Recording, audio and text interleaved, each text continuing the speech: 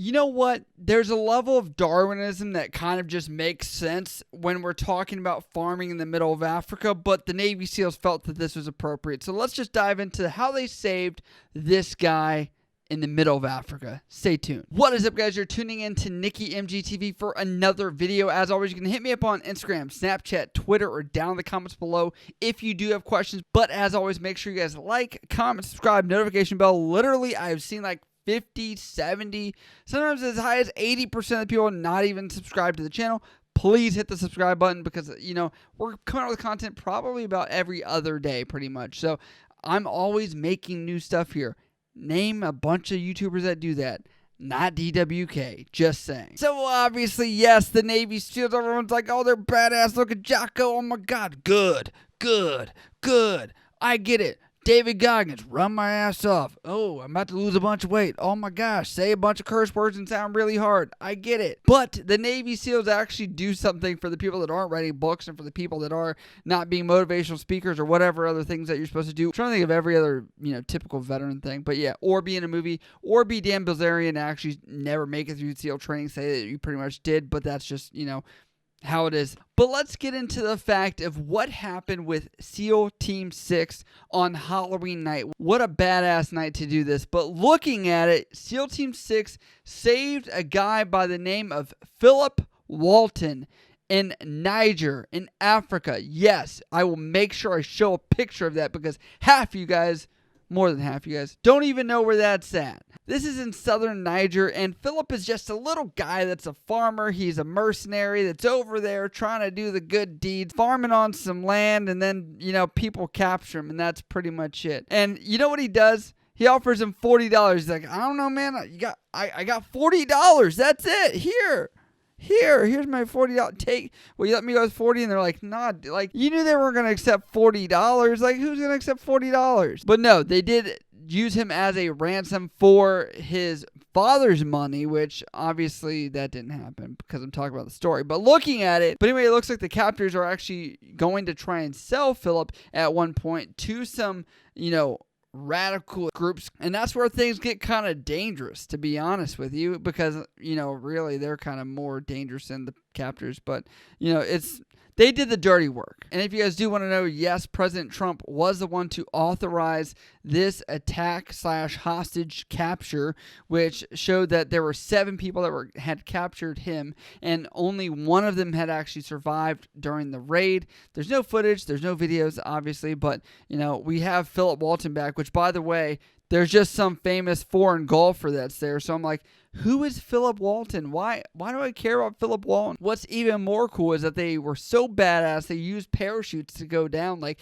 everyone says airborne's dead, but this proves that it's really not dead because people actually just use it to go into a compound in northern Africa. But this area is becoming a hotspot for extremist people that are out there, and that's pretty much what's going on in this area, and it's becoming a lot worse. It was actually kind of cool because they used a bunch of drones where they got to watch all this, which hopefully that footage does get released at some point.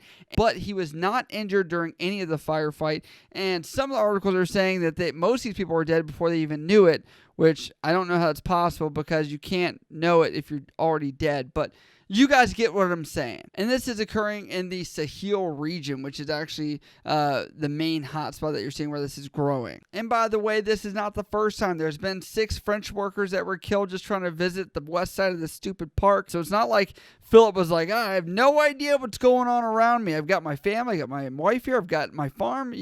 Maybe I should dip out. But I look at this now, and I can't find any information about Philip Walton other than this story. There's not a single picture. There's not a single anything. I'm telling you, it's 2020. You don't have social media, even in northern Africa, that you got something. But I don't believe that. But maybe in the future we will see some details. But overall, there's nothing being posted right now besides, again, that foreign golfer that you're going to find that you're probably going to confuse with this guy. But realistically, that's not the same guy, I promise you. And I look at this story, I'm like, bravo, SEAL Team 6, patriotism, America, yes, let's go. And then at the same time, I'm like, why do I even care? Because I don't know Philip Walton, and on the same point, I think this is Darwinism at its best. Why are you farming in a foreign country where there's a bunch of extremists? They don't care that you're trying to do a bunch of good stuff for their country. They don't even think you're doing good stuff for their country. We have enough places that we probably could use farming in more safe locations than this.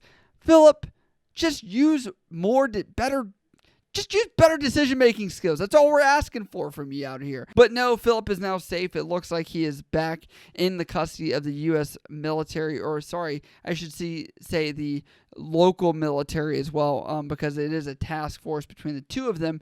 Look at this. I wonder how many different SEAL missions that are occurring all the time that we don't even hear about. Obviously, this is more of like a Good Samaritan humanitarian type thing. Like, we saved a dude, but there's actually like a lot of other crazy stuff that goes on that like nobody will ever know about, including me, even though I'm in the military and I don't have a need to know, but I'd like to know, but I don't know. So, but as always, this leaves to you guys. And what do you guys think about this mission and Philip's, escapades going on into Africa and deciding to build a farm and offer $40 for freedom, which, Philip, you're going to need to pay a lot more than $40. I would hope that you at least go to the local ATM.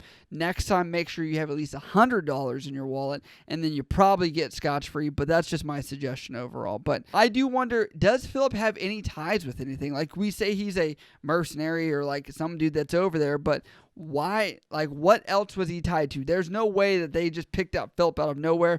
Those French people, okay, I don't know what happened to them, but honestly, it does make a big, why? Why these people exactly? Why would they target them other than to get money? That's the only thing that you can really get for a motive, but you would think that they'd have to have some kind of intel to know that they would get some kind of money and not just from the U.S. government and then say, pay us for it. But that's my opinion on it. Let me know what you guys think down in the comments below. And as always, if you guys do have questions about this or anything else, you can always hit me up on Instagram, Snapchat, Twitter, or down in the comments below. I love you guys. I'll see you next time.